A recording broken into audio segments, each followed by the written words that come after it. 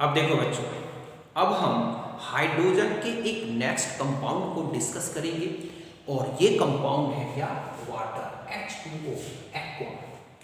Okay, तो देखो बच्चों, वाटर जो है अर्थ सरफेस का एक मोस्ट अबंडेंट केमिकल है और लिविंग सिस्टम का एक मेजर पार्ट है। अगर हम ह्यूमन बॉडी की बात करें तो ह्यूमन बॉडी का 65% बाय मास पार्ट क्या है? वाटर।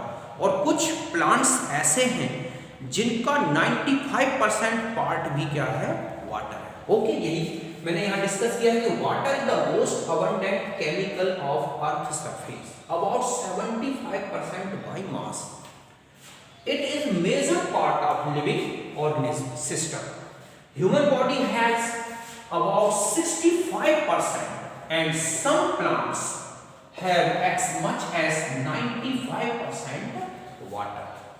Why mass? तो समझे बच्चों कि जो वाटर है वो अर्थ सरफेस का एक मोस्ट अबंडेंट केमिकल है और जितना भी लिविंग सिस्टम है, एनिमल्स हैं, प्लांट्स हैं, इनका एक मेजर पार्ट है। ह्यूमन बॉडी में देखें तो 65% बाय मास तो वाटर है और कुछ प्लांट्स ऐसे हैं जिनका 95% जो है वाटर है। तो समझे बच्चों कि पृथ्वी सतह का सबसे अधिक बहुलता का रसायन क्या है? जल है। अगर हम पृथ्वी सतह के द्रव्यमान की बात करें तो 75% भार अनुसार तो वाटर है तथा जीवित तंत्रों का मुख्य भाग है। मानव शरीर का लगभग 65% पार्ट ही क्या है? वाटर है और कुछ पौधों का तो ये 95% भाग भी होता है। यहां तक बात समझ गए? अब हम आ जाते हैं जो अर्थ है उसमें वाटर का डिस्ट्रीब्यूशन क्या है। तो हम एक अप्रोक्सीमेट वैल्यू को लेके चलें तो अर्थ सरफेस में जो वाटर का डिस्ट्रीब्यूशन है, जल का वितरण है, वो इस तरह से देखो। जो ओशियंस है, समुद्र है, तो वाटर का टोटल वेट का 97.33% तो अकेला समुद्र में है। समझ गए ना बच्चों कि वाटर के टोटल वेट का 97.33% तो समुद्र मींस ओशियंस में है।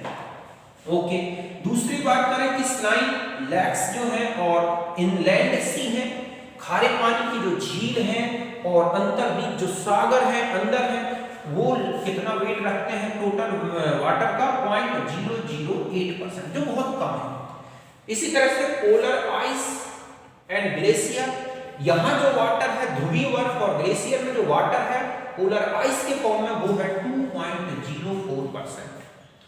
ऐसे ही ग्राउंड वाटर, भूमिगत जल, जो पानी नीचे है, जो हैंडपंप के थ्रू बाहर आता है, तो ये जो ग्राउंड वाटर है, समझ गए ना, वो कितना है? 0.61%। लेक्स की जो झीलें हैं, समझ गए ना, वो है 0.09%। सॉइल मॉइस्चर, भूमिगत आर्द्रता जो है वो है 0.005%। एटमॉस्फेयर की जो मॉइस्चर है, वायुमंडलीय आर्द्रता जो है, ठीक है, वायु में वेपर के फॉर्म में है वाटर, वो है 0.001%। और रिवर्स जो है, नदियां जो है, वो बहुत कम है, 0.001% वेट रखती है। तो सबसे ज्यादा हाईएस्ट वेट परसेंटेज अगर हम देखें वाटर का तो वो है ओशियन। फिर दूसरे नंबर पे अगर आप आ जाएं तो पोलर आइस या ग्लेशियर में है। थर्ड नंबर पे आ जाएं तो ग्राउंड वाटर है। ओके, ये तीन तो आप स्पेशल देख रहे हैं। और इसके बाद फोर्थ नंबर पे चले जाए तो लेक्स, झीलों का परसेंटेज आ रहा है। झीलों के बाद आप देख रहे हैं खारे पानी की झील और सागरों में आ रहा है। इस तरह से पूरी अर्थ में वाटर का क्या बना हुआ है? डिस्ट्रीब्यूशन। तो यहां तक समझ गए होंगे, इसे नोट करें।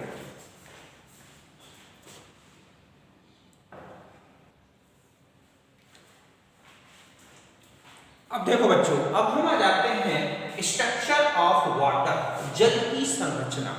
तो देखो बच्चों, वाटर 3 स्टेट्स में मिलता है। गैसियस स्टेट में मींस वेपर फॉर्म में, लिक्विड स्टेट में और सॉलिड स्टेट में। और इन तीनों स्टेट्स में वाटर का स्ट्रक्चर अलग अलग होता है।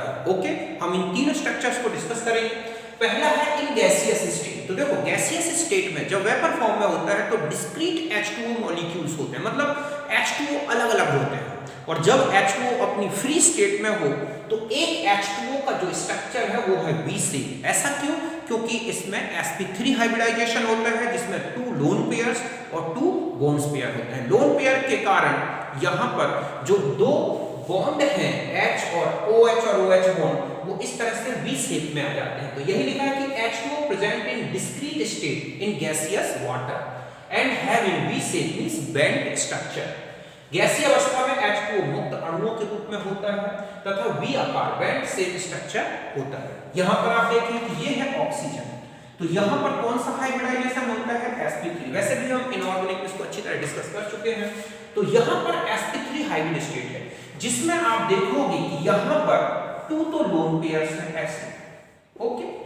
तो इन लोन पेयर्स के कारण ये जो है बॉन्ड एंगल डिक्रीज हो जाता है क्योंकि लोन पेयर बॉन्ड पेयर के बीच में रिपल्सन होता है। तो ये बॉन्ड एंगल होता है 104.5 डिग्री का और इसकी जो बॉन्ड लेंथ है वो है 95.7 पिकोमीटर, मींस ये जो डिस्टेंस है इतना, ओके, ये होती है।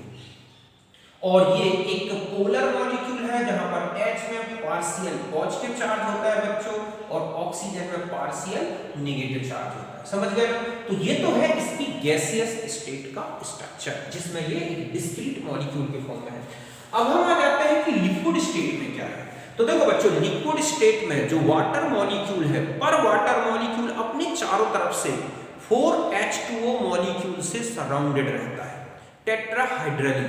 और ये H2O कोई फिक्स नहीं होते, रेंडमली हो सकते हैं, बट पर H2O मॉलिक्यूल अपने चारों तरफ से 4H2O मॉलिक्यूल से सराउंडेड होता है।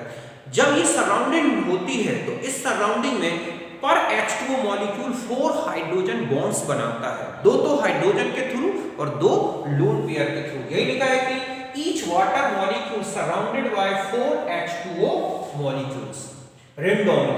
ऐसा रेंडमली, कोई ऐसा नहीं कि फिक्स डायरेक्शन ही होगा कि इसी डायरेक्शन में H2, बस ये टेट्राहेड्रली रहेगा, 3 डायमेंशनली रहेगा, बट H2O रेंडमली डिस्ट्रीब्यूटेड हो सकते हैं and form tetrahedral structure.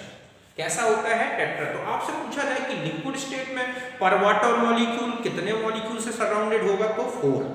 Structure क्या होगा, टेट्राहेड्रल। अब आता है कि ईच H2O मॉलिक्यूल फॉर्म्स, ठीक है, 4 hydrogen bonds with 4 H2O neighbour H2O molecule. 4 H2O जो मॉलिक्यूल है चारों तरफ जो सराउंडेड है 4 H2O, या हम ये कह सकते हैं सराउंडेड, ठीक है, H2O मॉलिक्यूल। 4 सराउंडेड मॉलिक्यूल के साथ 4 हाइड्रोजन बॉन्ड्स बनाता है, इन विच 2 hydrogen bonds through 2 hydrogen atoms and 2 hydrogen bond through 2 lone pairs. समझ गए बच्चों कि लिक्विड स्टेट में पर मॉलिक्यूल 4 H2O मॉलिक्यूल से सराउंडेड रहता है और टेट्राहाइड्रल स्ट्रक्चर रखता है। इसमें 2 हाइड्रोजन बॉन्ड और ये जो 4 H2O के मॉलिक्यूल्स जुड़े हुए हैं एक मॉलिक्यूल के चारों तरफ प्रेजेंट है, वो हाइड्रोजन बॉन्डिंग के कारण है। इनमें से 2 हाइड्रोजन बॉन्डिंग तो पर H2O में 2 हाइड्रोजन से होती है और 2 किसके थ्रू होती है, लोन पेयर के थ्रू। तो समझ गए बच्चों कि जल में प्रत्येक जल का अणु अनियमित रूप से 4 जल अणुओं से घिरा होता है तथा चतुष्फल की संरचना बना लेता है। इसमें प्रत्येक जल का अणु 4 H बंध बनाता है जिसमें से 2 हाइड्रोजन बंध द्वारा 2 लोन पेयर के द्वारा, मतलब 2 हाइड्रोजन बॉन्ड हाइड्रोजन एटम्स के द्वारा बनेंगे और 2 किसके थ्रू बनते हैं, लोन पेयर्स के थ्रू।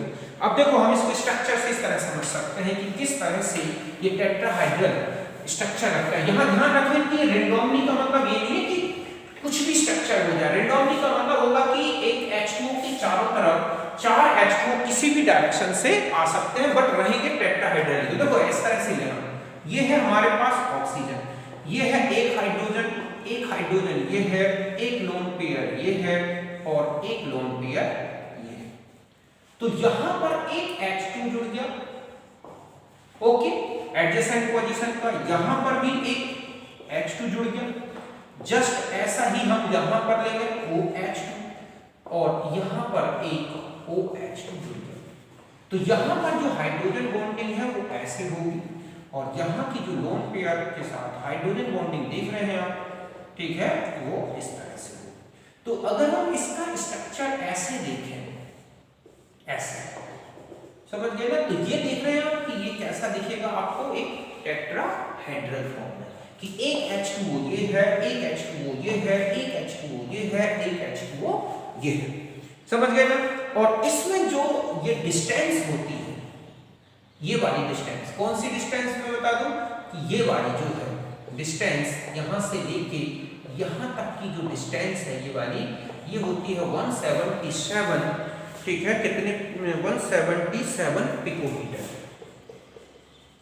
समझ गए ना? मींस वाटर में जो H2O मॉलिक्यूल है जो एक दूसरे के साथ एडजेसेंट पोजीशन में दिख रहे हैं, उनके बीच में क्या डिस्टेंस होती है? 177 पिकोमीटर। ओके, और ये जो डिस्टेंस है वाटर में, ये कितना होती है बच्चों? 95.7 पिकोमीटर। थोड़ा सा और बढ़ जाती है, हाइड्रोजन बॉन्ड के कारण खिंचाव हो जाता है तो लगभग 97 तक पहुंच जाती है, लेकिन ये ध्यान रखना। तो ये कैसा स्ट्रक्चर है? Tetrahedral structure. समझ गए बच्चों कि यहां पर जो वाटर की लिक्विड स्टेट में स्ट्रक्चर है वो क्या है? लिक्विड स्टेट में।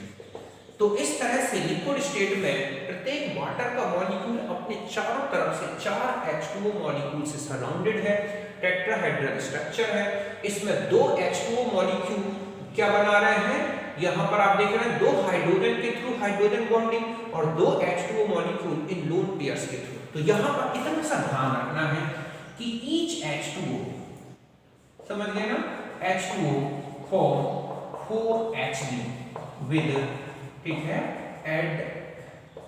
Adjacent H2O molecules. एक तो ये पॉइंट, और दूसरा है H2O डिस्टेंस जो है ये कितनी होती है बच्चों? इसमें 177 पिकोमीटर। और स्ट्रक्चर तो मैंने बता दिया टेट्राहेड्रल, तो पहले आप इसे बना रहे हैं।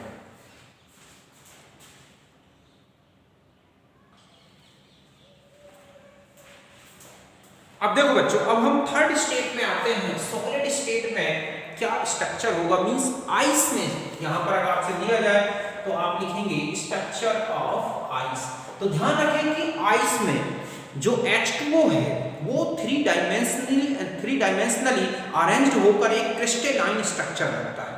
समझ गए ना कि H2O मॉलिक्यूल 3 डायमेंशनली अरेंज्ड होकर एक क्रिस्टलाइन स्ट्रक्चर रखता है। इसमें भी पर H2O मॉलिक्यूल अपने चारों तरफ से 4 H2O मॉलिक्यूल से सराउंडेड होता है।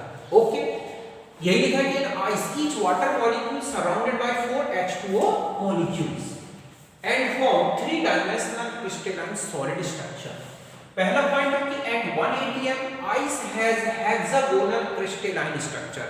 जब ये 1 atm में होता है तो वहां पर इसका हेक्सागोनल क्रिस्टलाइन स्ट्रक्चर दिखता है, हनीकॉम्ब स्ट्रक्चर, मधुमक्खी के छत्ते के जैसे, in which each H2O molecule surrounded by 3 H2O molecules in one plane and one by another plane and form honeycomb structure. अभी मैं स्ट्रक्चर आपको बना के बताऊंगा। और बहुत ही लो टेम्परेचर में चले जाएं तो ये क्यूबिक फॉर्म में स्ट्रक्चर में आ जाता है। इसका मतलब ये हुआ कि जो H2O के मॉलिक्यूल चारों तरफ से सराउंडेड हैं वो बिल्कुल रिजिड नहीं होते, प्रेशर चेंज होने से वो अपनी पोजीशन चेंज कर लेते हैं, जिसके कारण ही इनके स्ट्रक्चर्स बदल जाते हैं। और ये पाया गया कि डिफरेंट प्रेशर्स में, समझ गए ना बच्चों, इसके 9 क्रिस्टलाइन स्ट्रक्चर्स मिलते हैं। तो 3 ऑब्जेक्ट क्वेश्चन बन गए यहाँ पर। एक 1 atm में क्या स्ट्रक्चर होता है? तो वो होता है हेक्सागोनल। दूसरा, अगर 1 atm से लो प्रेशर है तो क्या होता है? Cubic structure. तीसरा, H2O के मॉलिक्यूल 3 डायमेंशनली अरेंज होकर क्रिस्टलाइन सॉलिड स्ट्रक्चर बनाते हैं, बट ये H2O मॉलिक्यूल प्रेशर चेंज होने से अपनी पोजीशन चेंज कर लेते हैं। मींस इनमें H2O मॉलिक्यूल बिल्कुल रिजिड नहीं होते, हाइड्रोजन बॉन्ड के थ्रू जुड़े, इसलिए अपना पोजीशन चेंज करके स्ट्रक्चर्स बदल लेते हैं। फोर्थ नंबर में है कि डिफरेंट प्रेशर्स में H2O के कितने स्ट्रक्चर पॉसिबल हैं, तो वो कितने अभी तक फॉर्म हो चुके हैं? 9। तो समझ गए बच्चों कि बर्फ में प्रत्येक जलकण 4 निकटवर्ती जलकणों से घिरा होकर त्रिविमीय क्रिस्टल संरचना बनाता है। 1 atm में क्या स्ट्रक्चर मिलता है इसका? हेक्सागोनल, जिसमें प्रत्येक जलकण एक ही तल के और एक तल से अलग दूसरे अणु से जुड़ा होता है। और अति निम्न दाब पर ये घनीय संरचना CCP स्ट्रक्चर रखता है, और H2O विभिन्न तापों पर 9 प्रकार की संरचनाएं बनाता है। तो मैं दोनों स्ट्रक्चर्स आपको बना के बताता हूं।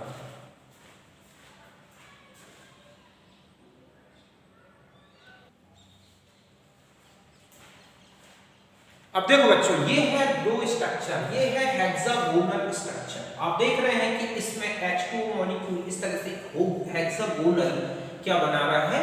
स्ट्रक्चर, जिसमें ये हनी कोम स्ट्रक्चर बना दिख रहा है, जैसे कि एक मधुमक्खी के छत्ते का स्ट्रक्चर दिखता है। तो इस तरह की इसमें जो लोन पेयर्स होते हैं, दो लोन पेयर में से एक लोन पेयर और दो हाइड्रोजन आप देख रहे हैं एक ही प्लेन में इस तरह से बॉन्ड्स बनाते हैं, इनके बीच में ये वेकेंट स्पेस आ जाते हैं। यहाँ पर H2O मॉलिक्यूल के बीच का जो डिस्टेंस है वो कितना है 276 पिकोमीटर। तो जब 1 atm प्रेशर होता है तो ये हेक्सागोनल स्ट्रक्चर होता है षटकोणीय। जैसे ही प्रेशर लेस देन 1 atm होता है, बहुत ही लो हो जाता है, तो इस तरह से क्यूबिक स्ट्रक्चर बनने लगता है। क्यूबिक स्ट्रक्चर में भी देख रहे हैं आप, पर H2O कितने बॉन्ड बना रहा है, हाइड्रोजन बॉन्ड दो तो ऑक्सीजन के थ्रू और दो लोन पेयर के थ्रू। मतलब यहाँ पर हम देखें तो ये क्या है लोन पेयर, इन लोन पेयर के थ्रू दूसरे H2O के मॉलिक्यूल के, ठीक है, दो H हाइड्रोजन बॉन्ड और दो अपने हाइड्रोजन इस तरह से एटम्स के थ्रू हाइड्रोजन बॉन्डिंग करता है और ये क्यूबिक स्ट्रक्चर दिखता है। तो each H2O molecule surrounded by 4 H2O molecule. और आपसे कहा जाए H2 जो डिस्टेंस है वो कितनी है 276 पिकोमीटर, जबकि आपने देखा था लिक्विड स्टेट में यही डिस्टेंस कितनी होती है 177 पिकोमीटर। तो H2O में ये वेकेंट स्पेस आ जाते हैं, इन वेकेंट स्पेस के कारण ही आप देखोगे आइस की जो डेंसिटी है वो लिक्विड वाटर से बहुत कम है, मतलब कम होती है, और जिसके कारण ही ये वाटर की सरफेस पर फ्लोट करता है, तैरता रहता है। तो यहाँ तक आप बना लें।